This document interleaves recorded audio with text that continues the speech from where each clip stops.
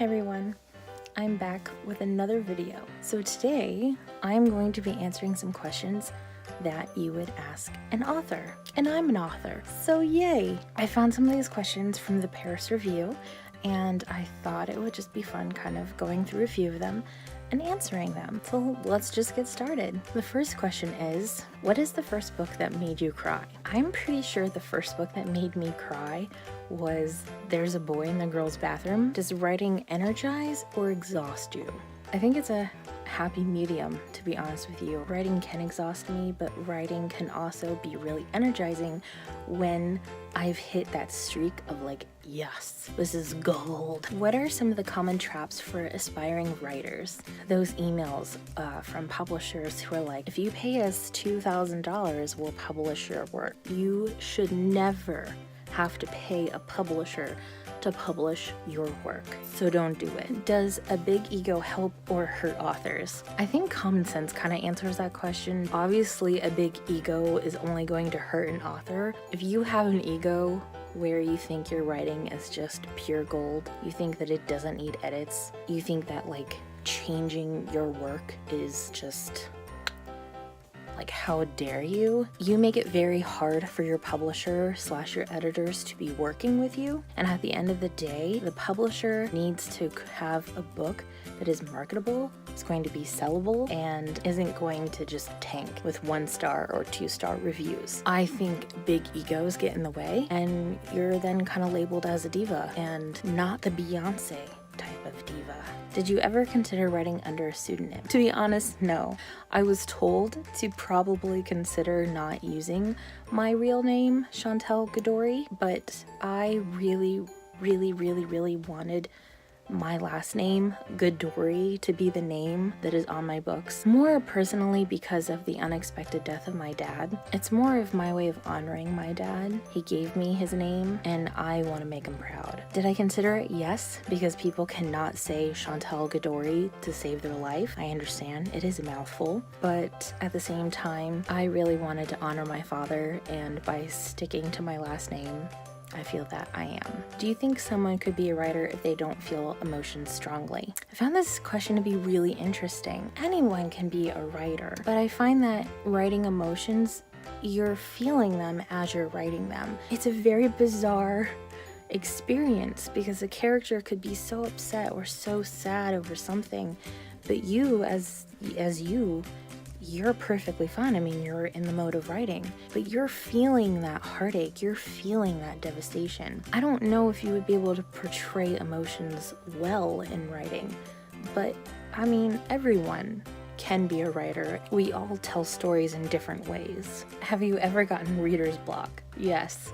Oh my god, yes. I'm currently actually in a reader's block right now. I feel like I've been in a reader's block ever since I've finished reading A Court of Thorns and Roses, like the series. It was a while ago when the last book came out. In the meantime, I've been trying to just find something else to latch onto, but I have not been successful. But if you have suggestions on what I could be reading, leave them in the comments below. I'm always looking for things to read. What was your hardest scene to write? I think the rape scene in Alalera, hands down, has always been the hardest scene that I've ever had to write. The Songs We Remember was hard to write in general because it was a story reflecting on the loss of my dad, and Charlie loses her dad. Charlie loses her dad in the same way that I lost mine. Revisiting that and reliving a lot of that pain and just so close to the time that it actually happened was really hard. Emotionally, that was also very tough. Honestly, any scenes that characters have with their dads when it's sad, so like Summer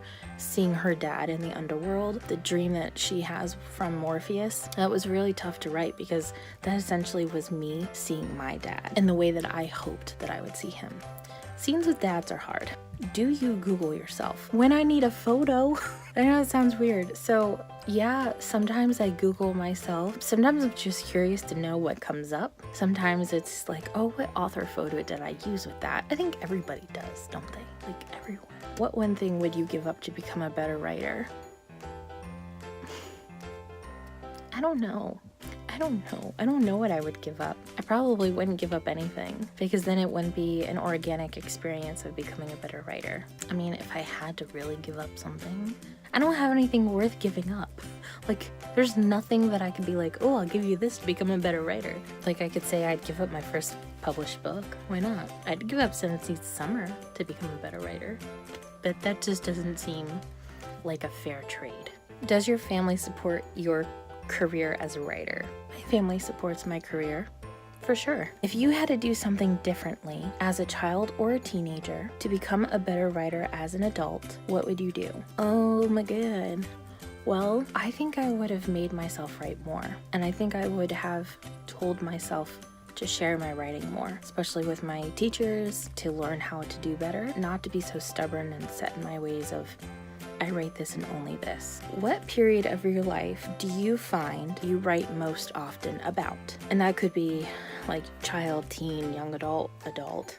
So for me, I write about young adults or like older young adults. Now that I'm 30, I feel like it's appropriate for me to kind of lift my age range from 17, 18, 19 to like maybe 21, 22, 23. We'll keep it young because in my heart, I'm still like a 25-year-old. My characters usually range from 19 to 25, 26 years old. We'll see where I'm at in 10 years. How many hours a day do you write?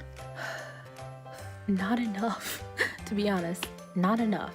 I'm lucky if I get to write 3 hours a day, maybe 4. Really, it just depends on how much time I make for myself or what's going on in that day. 2 to 3 average. I'm really trying, sometimes 4, and I don't always write every day. I try to write every day, but it doesn't always happen. How do you select names for your characters? I am actually really clever when it comes to names, and I don't know if anyone's ever picked up on this yet. Aurelia and Alalera, if I remember right, either means golden. Her father can only marry someone with golden hair. She has golden hair, and her name means golden. Klaus, if I remember right, means like protector, warrior, ruler, or something like that. Lena was tied to the ocean in some way. It meant something in regards to the ocean. I usually try to pick a name that has something to do with their character or a characteristic that's really important. Or if there's like some sort of sentimental reasons to it, then I'll pick it. For instance, in The Songs in Our Hearts, Charlie, I used to work at a place called Charlie's and I wanted to incorporate that. How long on average does it take for you to write a book? Well, it really depends, honestly. Alalera took like 2 or 3 years to write that book. The Songs in Our Hearts took me like 2 months. The Songs We Remembered took me 1 month because I did it for NaNoWriMo. Blinding Night was like a process. So 7 Seas of Summer took me like 4 years to write. Blinding Night, I wrote like a whole rewrite in 1 year. Winter Dream took me about a year. It took me about a year to go from writing to published, which is crazy, but that's what happened. It really just depends on the project and the process and how fast I'm pushing myself. It's just whenever I feel like writing and if I'm gonna hold myself accountable to deadlines. Do you believe in writer's block? Yeah, I do. I do believe in writer's block. I've definitely had writer's block, but writer's block is a real thing. It's a real thing. Your brain is just like, no. You're at the mercy of your own creativity. What's the most difficult thing about writing characters of the opposite sex? Actually making them sound like men. And I don't mean that like in a bad way. I was once told when I was writing a male, he didn't sound realistic.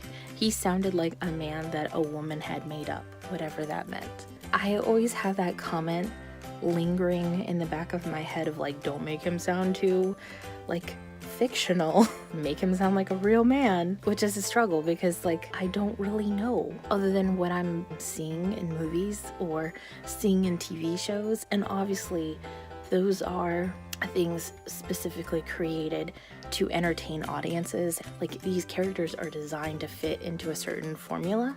So are they really a real reflection of men and women in our society? No. And I think that's kind of where my problems are, is that those are the things that I'm seeing, those are the things that I'm absorbing, and that's what I'm writing, and that's not necessarily true.